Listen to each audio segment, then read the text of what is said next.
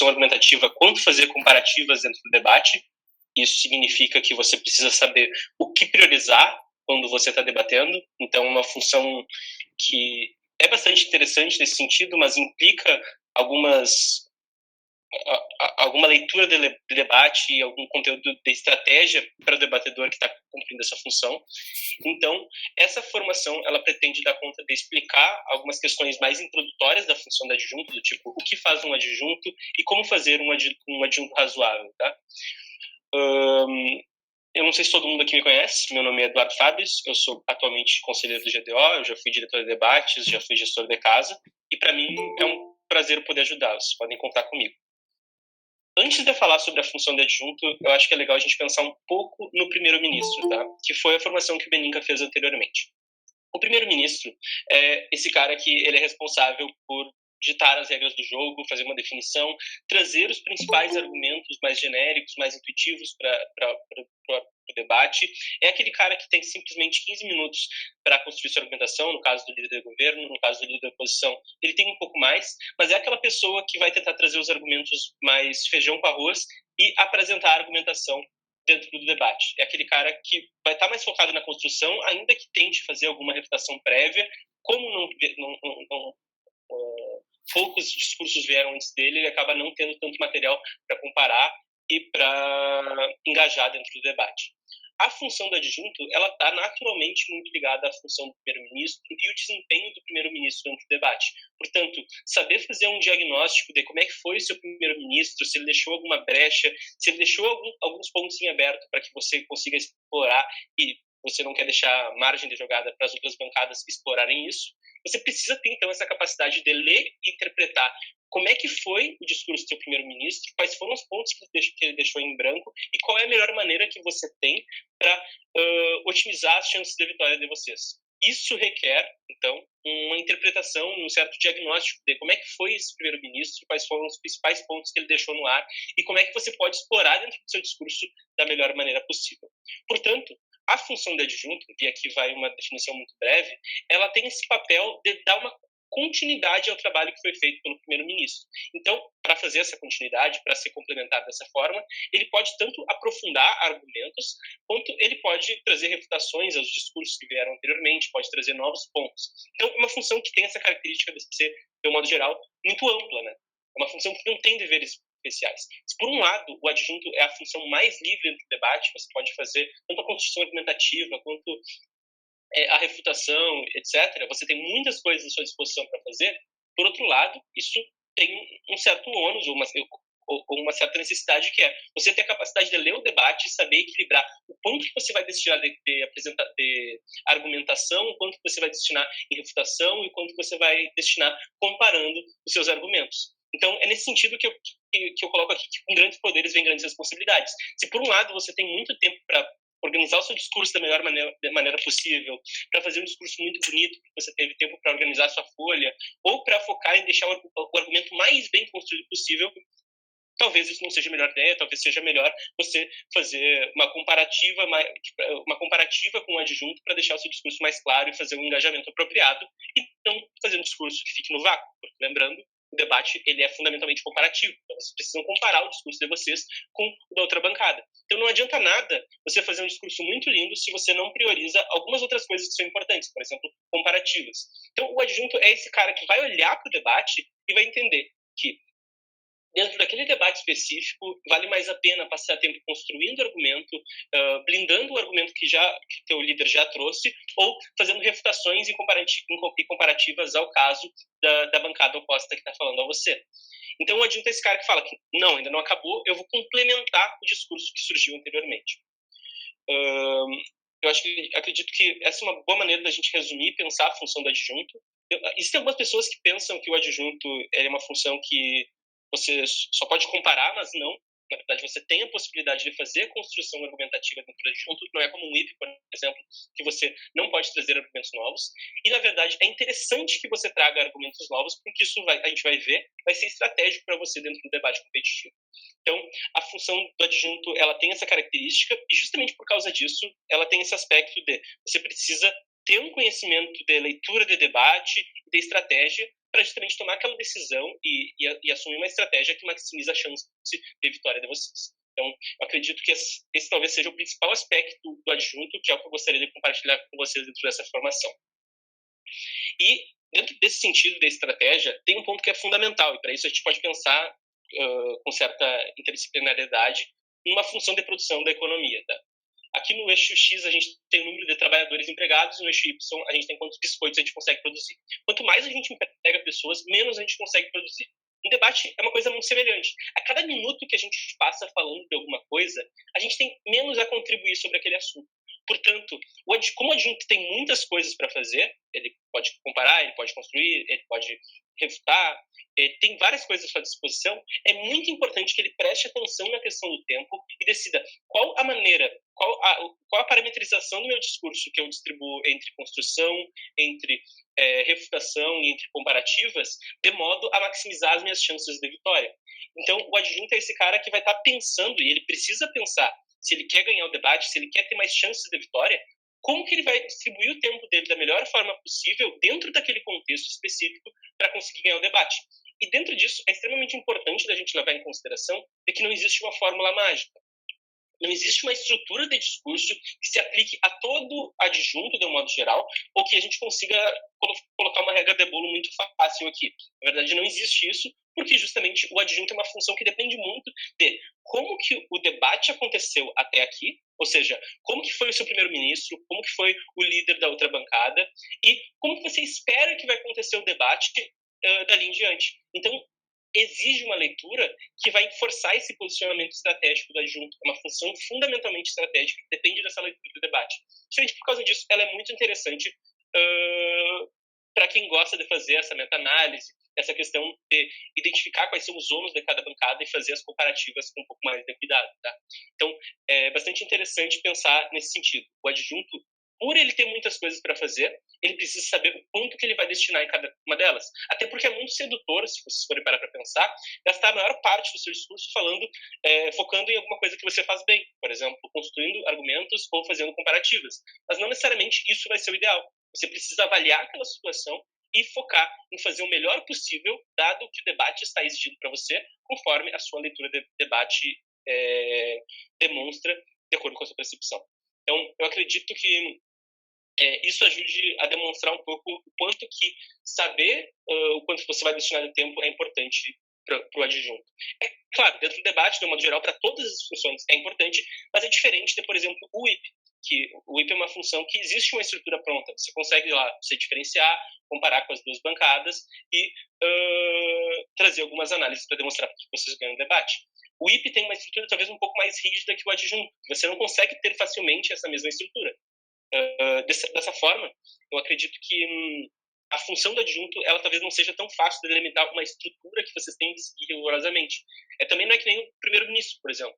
É uma função que você acaba naturalmente construindo mais, porque você não ouviu tantas pessoas antes do seu discurso, não existe tanto ao que refutar, ao que comparar, e acaba que você, o seu foco principal, além de fazer algumas refutações prévias, isso ser indicado, também é interessante, é natural que o líder construa mais. O adjunto não, você não tem uma estrutura, você não tem tanto o que esperar, porque é uma função que tem essa grande liberdade para o adjunto decidir como vai fazer, portanto é importante que ele faça da maneira mais estratégica possível. Antes da gente dar sequência à formação e falar um pouco sobre prep time e o discurso de um adjunto, eu acho que é interessante a gente olhar para o manual da WTC e o que ele nos fala sobre isso, porque existe bastante confusão em relação ao que deve fazer um adjunto. Aqui no manual, eles falam explicitamente que não é uma quebra de regra, por exemplo, um adjunto chegar lá e ele repetir todo o discurso do líder. Você não vai ser penalizado se você repetir tudo o que seu líder já falou, se você simplesmente reformular de uma maneira um pouco mais intuitiva, com um pouco mais de clareza argumentativa, o que ele trouxe. Mas não é porque não fere uma regra que é uma estratégia boa. Na verdade, é uma estratégia que eles consideram desaconselhável.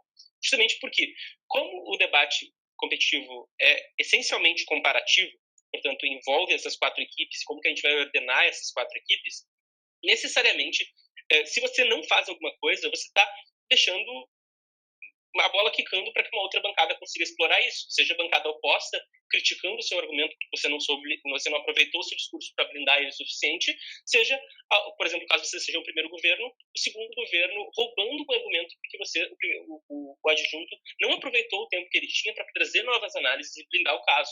Ou, por exemplo, o segundo governo, nessa situação, simplesmente trazendo argumentos que vocês não trouxeram porque o adjunto se recusou a construir e preferiu simplesmente repetir o que o líder falou. Não significa que vocês não possam repetir, e é natural que exista alguma repetição, mas, de um modo geral, a função do adjunto está preocupada em ouvir bastante do que está acontecendo dentro do debate e trazer novas contribuições analíticas para que o debate fique mais rico.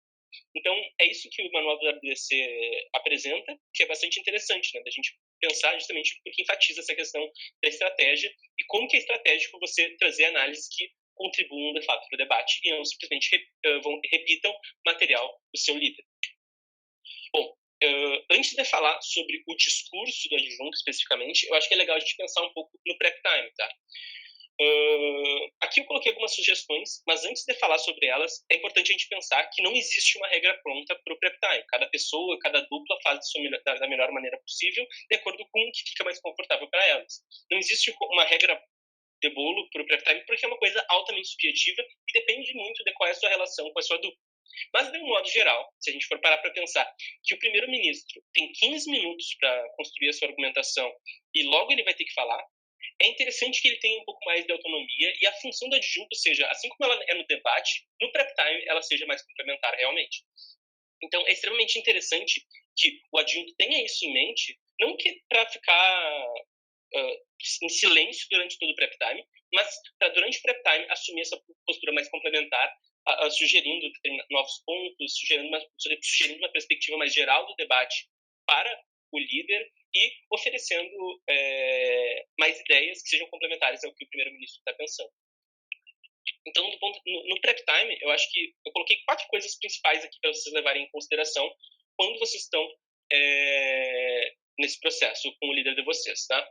O primeiro é dê autonomia para o seu primeiro-ministro. O tempo é mais limitado para ele, então é interessante que ele tenha mais tempo para pensar e para organizar efetivamente o que ele vai falar. Isso não significa que vocês vão ficar em silêncio o tempo todo, na verdade. Os próximos pontos dizem como que um adjunto pode contribuir no prep time da melhor maneira possível. Mas é interessante que ele tenha um pouco mais de autonomia para ele organizar a folha dele, para ele pensar nos argumentos e como que ele vai explicar. Como que o adjunto pode, então, complementar e ajudar para que o primeiro-ministro consiga ter um argumento mais rico, mais blindado e menos suscetível a respostas fáceis que provavelmente surgirão para as outras bancadas? Primeiro, é interessante que vocês complementem as ideias dele. Pensem em análises que ajudam a blindar o caso e fazer com que ele fique menos imune a determinadas respostas. Pensem em análises que ajudem a colocar o caso como mais rico realmente. Por exemplo, caracterizações que ajudem a intuir a lógica por trás do caso e por que em decorrência da moção, aquilo que eles estão falando necessariamente vai acontecer. Ou provoque o seu adjunto, traga contrapontos que provavelmente são óbvios, que provavelmente surgirão dentro do debate por parte da outra bancada e faça com que o seu líder já consiga antecipar essas coisas. Então, quando ele traz um argumento econômico e caso esse argumento traga um backlash, você apresenta que vai surgir esse backlash e fale que se ele quiser ganhar esse debate, ele vai ter que lidar com esse ônus em alguma medida, ou vai ter que mitigar esse ônus. Isso faz com que o discurso do primeiro-ministro que vai surgir antes do seu já tenha muito material que antecipe determinadas reputações e faça com que a outra bancada não tenha tanta margem de ação sobre o seu caso. Então isso faz com que você tenha mais contrapontos e o caso de vocês fique mais rico. Mas além disso, isso faz com que você tenha mais possibilidades de mais tempo livre para utilizar em outras coisas dentro do seu discurso. Porque parte daquela comparativa mais básica, parte daquelas questões, daqueles contrapontos mais óbvios que surgiriam, já surgiram antes do primeiro-ministro, porque você conseguiu pensar para ele durante o prep time. Então, quanto mais você for provocando, não no sentido de questionar se o argumento dele é bom ou não, pode ser que em algum caso isso seja importante, mas, de um modo geral, no sentido de fazer com que ele se questione sobre alguns contrapontos que surgirão dentro do debate, que o argumento dele precisa ser capaz de responder esses pontos, faz com que você tenha mais tempo enquanto adjunto para trazer novas análises mais complexas e mais ricas, de modo a estreitar cada vez mais o debate para as outras bancadas que vão surgir. por exemplo, se vocês são o primeiro governo, para deixar cada vez mais difícil, agora que você tem mais tempo livre, para o segundo governo trazer uma extensão que roube o caso de vocês, ou que antecipe argumentos, porque vocês já conseguiram trazer um número maior de argumentos. Então, nesse sentido que eu coloco em provocar o seu adjunto, é no sentido de trazer alguns contrapontos que eles vão inevitavelmente surgir dentro do debate e que é interessante que vocês coloquem, mostrando para a adjudicação que, sim, a gente sabe que isso existe, mas o nosso caso é melhor do que isso e a gente consegue contornar isso por causa disso, certo? Então, é nesse sentido que eu coloco que vocês têm que oferecer contrapontos para o seu líder. Mas mais do que isso, é interessante que o adjunto ofereça uma perspectiva mais ampla para o debate. Como eu estava falando, o líder ele acaba tendo um foco muito em vou pensar nos argumentos, porque em 15 minutos eu vou ter que discursar. E isso acaba fazendo com que ele não tenha capacidade de pensar no debate como um todo, ou tenha um pouco mais de dificuldade nisso do que o adjunto, que acaba tendo mais tempo livre para pensar em algumas questões que provavelmente vão determinar como o debate vai acontecer ao todo, certo? Então, por exemplo, quais são os principais grupos de interesse? Vai existir alguma discordância em relação às métricas dentro do debate? Como é que você distribui os ônus dentro desse debate? Quais são os principais argumentos? Qual é o status quo? Quais são as caracterizações que mais importam e que vão ser chave e que inevitavelmente os dois lados vão ter que explicar de uma forma ou de outra. Então, pense um pouco sobre como é que o debate vai andar e quais são os principais pontos de análise que vão ter que surgir dentro desse debate, que vão marcar essa moção, e ofereça isso para o seu líder como material, que vai provavelmente tornar a análise dele mais rica, vai fazer com que ele tenha mais informação para trazer um argumento mais rico. Então, eu acredito que o adjunto, ele, com certeza, ele pode trazer argumentos novos, pode trazer argumentos no prep time e apresentar para o líder trazer, ele pode trazer argumentos dentro do seu discurso, mas, de um modo geral, é muito interessante que ele tente adotar essa postura complementar para justamente fazer com que o debate, já no primeiro-ministro, ele consiga ter um discurso muito rico e vocês, enquanto dupla, sejam uma dupla bastante rica em conteúdo e em engajamento, tá? Então, foi isso que eu pensei sobre prep time. Eu acho que é uma boa dica para o adjunto assumir essa posição mais complementar mesmo. E agora a gente já pode ir para o discurso do adjunto e como que é interessante que ele mantenha esse equilíbrio entre várias coisas que ele vai inevitavelmente ter que fazer dentro do seu discurso. Eu coloquei aqui 3 coisas principais, tá? A primeira delas é retomar a legitimidade do caso, ou seja, retomar a principal mensagem do caso de vocês e mostrar e meio que responder as respostas que já surgiram anteriormente. Ou seja, por que o caso de vocês continua sendo legítimo, apesar do que a outra bancada, o outro líder, falou antes do seu discurso, e aí envolve você responder essas respostas. Oferecer construção argumentativa mesmo, seja uma reconstrução para blindar o caso que já tinha surgido no líder, sejam novas análises realmente para trazer novos pontos que vão secar a dupla que vai falar depois de vocês, ou material de engajamento, ou seja, comparar o seu argumento com o argumento da outra dupla, mostrar por que o argumento da outra dupla talvez não seja plausível, mostrar por que a métrica de vocês é mais relevante. Então, quando a gente fala do discurso do adjunto, como eu já tinha mencionado anteriormente, ela envolve uma série de coisas que são muito amplas e que, de um modo geral, permeiam todas as funções do debate. Mas no adjunto, o adjunto pode utilizar dessas 2 coisas, construção e engajamento, à vontade, tá? Só que é importante que a gente queira manter esse equilíbrio e é estratégico que a gente saiba quanto tempo que a gente vai alocar para cada uma dessas coisas. Primeiramente, falando um pouco sobre a questão da retomada do caso, que eu falei anteriormente, eu acho que é interessante quando você vai começar o adjunto, você já retomar a principal mensagem do caso, ou seja, quais são os principais pontos de vocês, quais são os stakeholders, quais são as métricas, e apresentar para a adjudicação retomando de por que o seu caso ele continua importante para o debate. Ou seja, por que, apesar da crítica que foi feita pelo outro lado, o caso de vocês ainda lê o melhor debate, ele ainda é plausível ou ele ainda é relevante. Porque frequentemente, na verdade, de um modo geral, quando você questiona um argumento, a legitimidade de um argumento dentro do debate, você ataca por essas 3 vias principais. Ou estão falando que a sua leitura da moção está errada, ou seja, a sua conclusão ela não depende completamente da moção e, portanto, o seu caso ele não é tão central assim a moção. Ou o seu argumento não é plausível de acontecer, seja porque você caiu numa contradição lógica, seja porque você apoia o seu caso numa caracterização que não é tão verdadeira assim na realidade, ou a sua métrica escolhida talvez não seja tão relevante de acordo com a ótica da outra bancada. Então, é dever do adjunto reposicionar o seu discurso e fazer fazer uma defesa de por que na verdade, sim, vocês estão lendo o debate da melhor maneira e por que não. Vocês não caíram numa contradição lógica, não, a sua métrica não é irrelevante para esse debate e sim, vocês fizeram uma boa leitura da moção. Então, quando eu falo de responder as respostas, eu estou falando de mostrar para a justificação que sim, vocês estão lendo o debate da maneira mais apropriada possível. Isso é especialmente importante que o adjunto faça, porque se o adjunto não oferecer uma resposta assim para esse caso e não sustentar o caso perante tanto os demais debatedores quanto a mesa adjudicadora, pode ser que essa resposta simplesmente se repita durante o debate. Por exemplo, a casa que vai vir depois de você, por exemplo, o segundo governo, ele vai provavelmente falar que se diferencia justamente porque vocês erraram na plausibilidade ou vocês não completaram, não fizeram uma boa leitura da emoção, vão trazer um ponto novo. E todas as outras bancadas do lado oposto vão criticar esse ponto.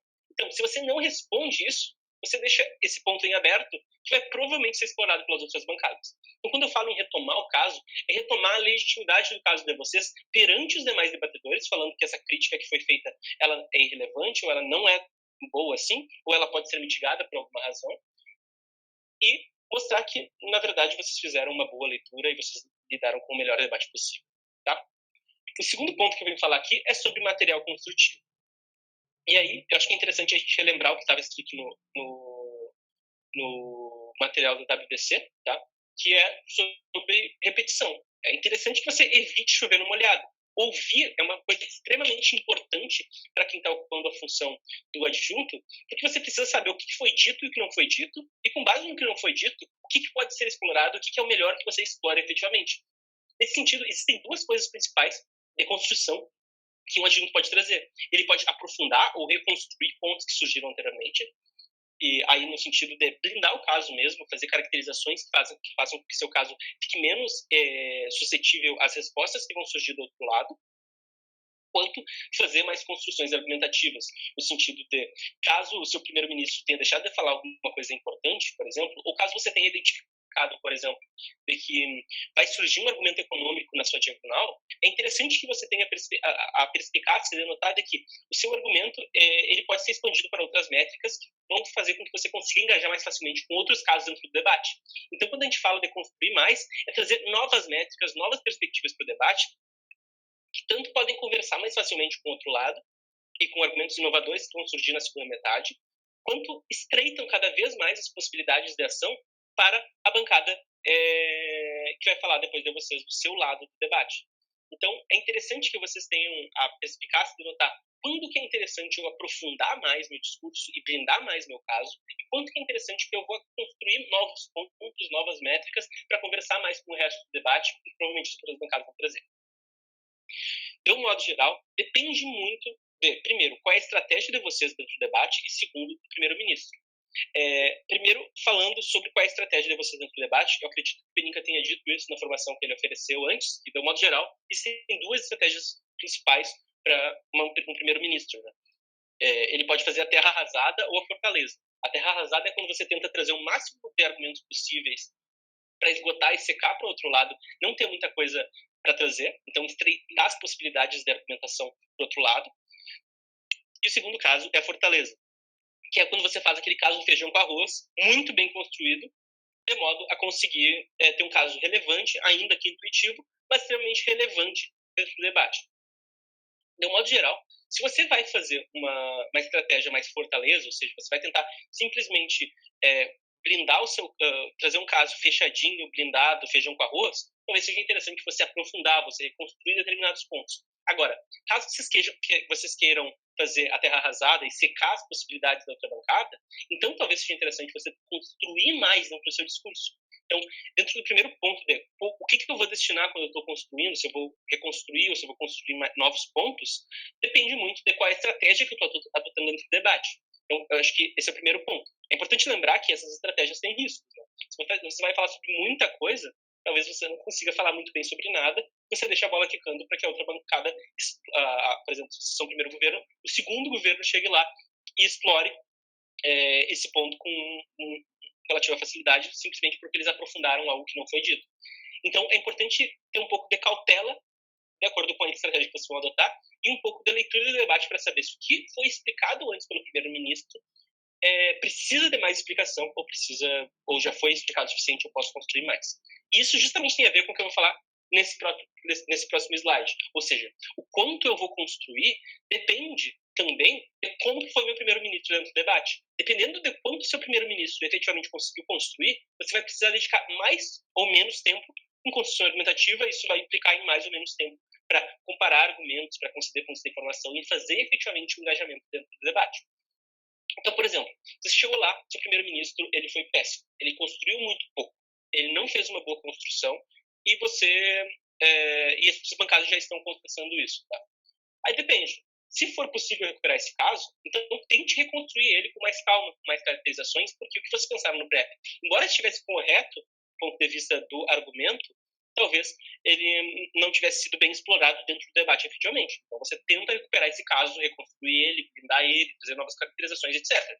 Agora, se de fato vocês pensaram tudo errado, o seu primeiro-ministro surtou, ele viajou completamente, trouxe um argumento que vocês têm conversado no pré, ele trouxe uma coisa totalmente viajada que não vai ser útil, aí não tenha receio em partir para outras, trazer um outro argumento, trazer uma nova métrica, porque, embora isso possa dificultar um pouco, por exemplo, caso você seja adjunto da oposição, você não vai dar possibilidade para o primeiro governo engajar com o seu caso quando você faz isso. Mas ainda assim, você tem material construtivo que as outras bancadas vão ter que engajar. Isso significa que você vai diminuir a possibilidade da extensão do seu caso, de uma extensão vertical do seu caso, e você vai ter pelo menos uma chance de conseguir um segundo lugar dentro desse debate.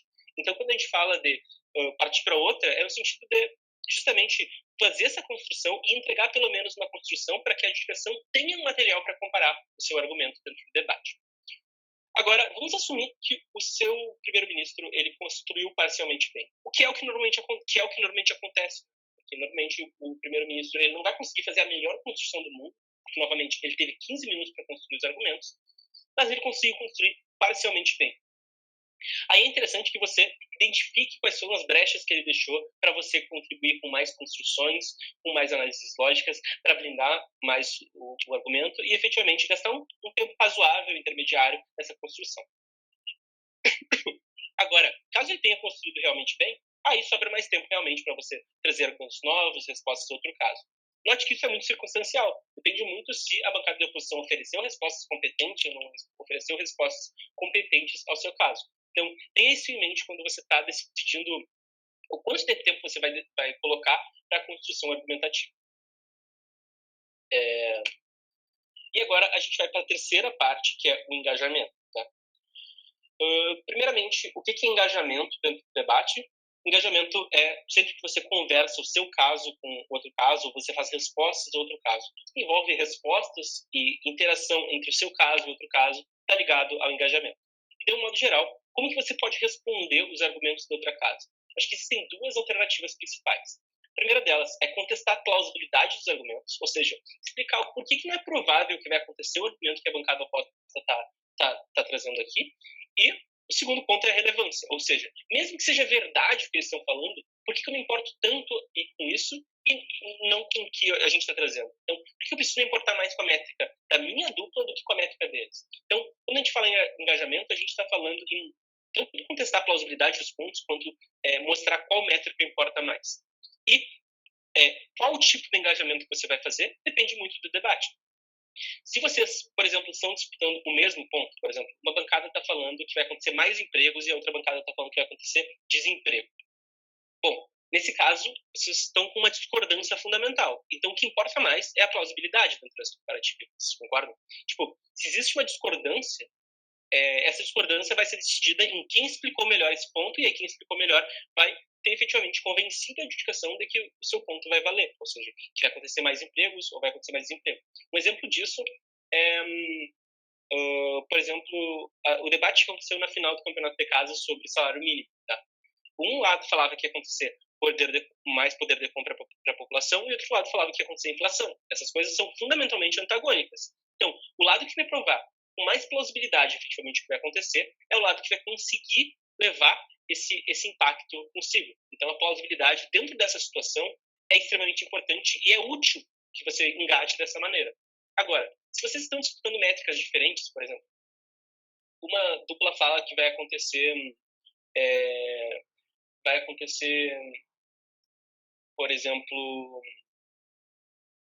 uma dupla fala que vai acontecer mais informalidade por causa do salário mínimo e outra dupla fala que, pelo menos para que os trabalhadores que recebem o salário mínimo, a gente vai melhorar consideravelmente a qualidade de vida. Aí são coisas fundamentalmente distintas, vocês entendem? Aí depende de qual métrica que importa mais. Eu me importo mais com os trabalhadores que estão na informalidade, o quanto que eles efetivamente vão sofrer com essa informalidade, ou eu vou me importar com os trabalhadores que não estão sujeitos à informalidade e estão recebendo os benefícios desse salário mínimo. Entende? Então, o engajamento ele depende muito sobre o que vocês estão disputando mesmo. É a relevância do argumento, o quão importante ele é, ou é o que é verdade mesmo. E, portanto, se vocês discordam ou discordam nesse determinado ponto. Então, pensando estrategicamente em como vocês vão fazer esse engajamento enquanto adjuntos, depende muito de qual é a moção, o que está em disputa e qual é o argumento de vocês dentro desse debate. Para fazer comparativas, eu trouxe aqui um exemplo de moção que eu acredito que ajude a pensar um pouco sobre isso. Tá? A moção é a seguinte: esta casa, enquanto movimento minoritário, acredita que é mais benéfico apoiar políticos já estabelecidos que apoiam o movimento, mas não são membros da minoria, do que apoiar indivíduos pertencentes à minoria na ascensão política. Vamos supor que eu seja oposição dentro desse debate. Ou seja, eu estou defendendo que os movimentos minoritários eles devem apoiar indivíduos pertencentes à minoria na ascensão política. Bom, o que a bancada de governo vai provavelmente alegar? Tá? A bancada de governo vai provavelmente empurrar o ônus de que existe um problema urgente que afeta as minorias e que a gente precisa resolver esse problema o mais rápido possível. A gente não tem como escolher qual é o político que a gente quer apoiar. A gente precisa simplesmente apoiar aquele que tem mais chances de eleição e, como a gente vive numa sociedade que essas minorias são subrepresentadas, naturalmente são pessoas que não são membros dessa minoria. Essas pessoas podem ter mais poder político, elas podem conseguir responder esse problema urgente com mais facilidade. Então, eles empurram o ônus de que, dentro do cenário da oposição, muito provavelmente você não conseguirá resolver tão facilmente esse problema de urgência. Então, você precisa lidar com esse ônus de alguma maneira. Né? Como que você pode lidar com esse ônus, por exemplo? Bom, a eleição não é a única forma que movimentos minoritários, movimentos sociais, podem influenciar a política. Eles podem, por exemplo, fazer protestos no parlamento, eles podem fazer movimentos, protestos nas ruas, eles podem fazer muito barulho e tentar fazer com que a realidade mude de outras maneiras. Eles podem, inclusive, pressionar políticos que não foram eleitos por eles para tentar resolver isso. Então, lidar com o ônus é tentar resolver esse problema da urgência no seu cenário. Vocês não lidam com esse grande problema assim, vocês conseguem ter alguma maneira de lidar com o que eles estão empurrando para vocês. Ao mesmo tempo, vocês vão querer empurrar um ônus para o outro lado. Ou seja, vocês vão querer falar que esses políticos que foram eleitos pelas minorias e apoiados pelo movimento minoritário, mas que não são das minorias, provavelmente não vão ter tanto apego assim com a causa, provavelmente vão utilizar a causa como moeda de troca e não vão ter tanto cuidado assim quanto uma pessoa que pertence a essa minoria. Enfim, você tem que empurrar o ônus de que, provavelmente, na verdade, o saldo líquido deles vai ser negativo. E, finalmente, você vai ter que comparar o seu argumento. O que vocês têm dentro do cenário de vocês que não existe dentro do cenário deles? Ou seja, dentro do seu cenário, você tem a ascensão política muito mais facilitada para esses membros minoritários. E por que somente com membros minoritários na política a gente consegue ter uma mudança estrutural dos problemas que eles sofrem, enquanto que no cenário do governo a gente não teria essa mudança estrutural? Então, quando a gente fala de comparativas, a gente fala de lidar com ônus que estão sendo empurrados e saber se você aceita ou se você não aceita os ônus que estão sendo empurrados. É muito importante que você saiba o que aceitar e o que não aceitar. Empurrar ônus para outra bancada, então tentando demonstrar que, dentro do cenário deles, eles vão lidar com um saldo líquido extremamente negativo e comparar, assumindo o seu impacto e o impacto da outra bancada, por que o que vocês possuem é melhor e é superior e por que eles possuem, na verdade, não é tão bom assim quanto eles tentam alegar. Isso é fazer uma comparativa quando a gente está falando em comparar a relevância dos argumentos e os dois cenários. Para isso é extremamente importante que o adjunto consiga ler bem o debate, saber identificar os cenários. Então, saber que o que acontece, como que as pessoas se comportam, como que elas pensam quando a gente tem esses políticos sendo eleitos no parlamento e esses políticos eles não sendo de grupos minoritários, e como é que eles pensam quando, por exemplo, são grupos minoritários. Quanto tempo leva para que a gente consiga eleger esses políticos de minorias? Enfim, essas questões são extremamente importantes e elas vão balizar como é que vai acontecer o debate ao longo de todo o processo. Então, quando vocês estão fazendo essas comparativas, é interessante que vocês tenham essa mentalidade de análise e de meta-análise, na verdade, extremamente afiada. Então, tentem identificar essas coisas. Já no prep time, vocês vão provavelmente conseguir ter uma intuição, e como eu já falei, isso vai ajudando para que o caso de vocês converse muito com o melhor debate possível. Quando vocês vão debater em salas mais altas, por exemplo, vocês vão notar que, na verdade, as bancadas elas tentam sempre trabalhar no mais razoável possível, ao mesmo tempo que elas tentam estreitar essas margens de ação, ou seja, empurrar determinados pontos que podem ser empurrados e que são difíceis de serem lidados. Isso é muito importante que vocês tenham em mente quando vocês vão fazer o adjunto e vocês estão nessa parte de como que eu faço o engajamento da maneira mais apropriada possível. Novamente, essa parte de comparativas, ela entra principalmente nessa questão da relevância, ou seja, como que eu comparo o meu argumento com o outro. Enquanto a primeira parte, ela fala sobre plausibilidade, ou seja, por que não é provável que vai acontecer o que eles estão alegando que vai acontecer. Vocês têm alguma dúvida até aqui?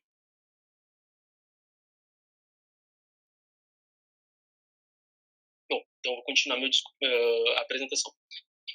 Pessoal, falando aqui um pouco sobre engajamento, o que eu falei anteriormente vale principalmente quando vocês vão engajar com a bancada que está falando oposta. Por exemplo, se são primeiro governo com a primeira oposição. Então, mas, além disso, é interessante que vocês consigam conversar minimamente com a outra bancada. Não significa que vocês precisam ter um engajamento perfeito com a bancada da sua diagonal. Vocês não vão conseguir isso, porque vocês não têm como adivinhar o que eles vão trazer completamente. Mas existe uma maneira de vocês terem uma ideia do que vai surgir dentro do debate deles. Como pontos de informação. Pontos de informação são extremamente importantes e são prioridade quando você está fazendo um adjunto.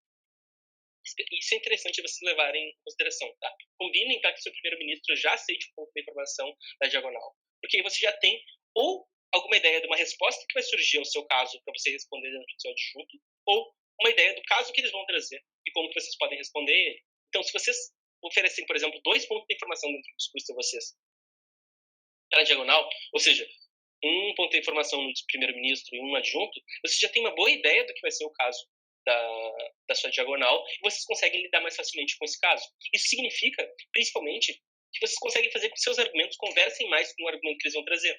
Então, por exemplo, vocês podem estar trazendo um argumento social e aí vocês concedem um ponto de informação para a diagonal de vocês, eles fazem um ponto econômico e aí vocês podem, no adjunto de vocês, mostrar como que o ponto social de vocês conversa com a questão econômica que vai surgir na diagonal de vocês. Então, pontos de informação são um instrumento extremamente útil para que vocês consigam ter um pouco mais de engajamento com a diagonal, ainda que vocês não consigam naturalmente engajar completamente.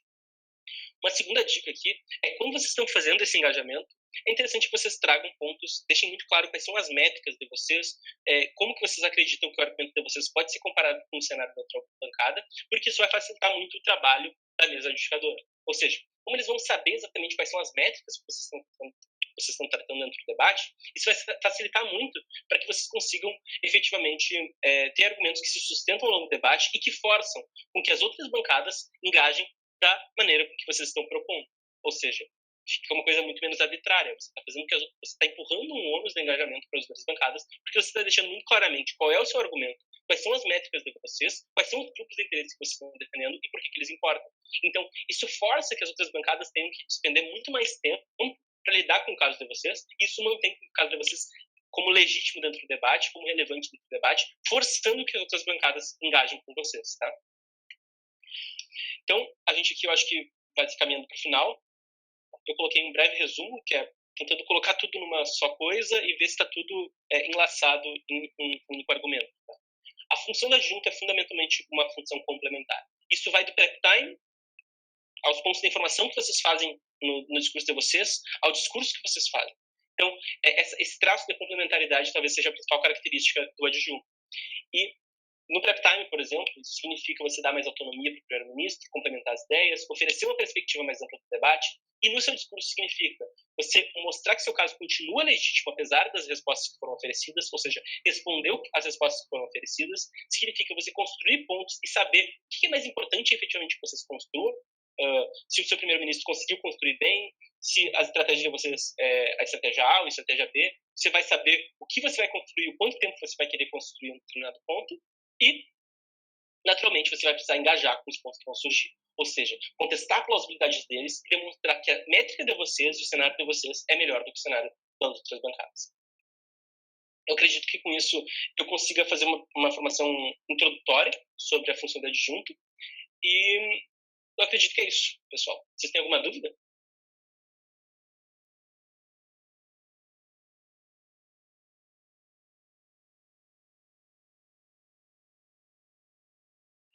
Beleza. Então é isso, pessoal. Gostaria de agradecer a todos pela presença. Claro, com certeza. Vou mandar os slides e eu também vou. Acho que a gente não conseguiu gravar aqui, mas eu vou gravar posteriormente essa formação para ela ficar na plataforma Coin.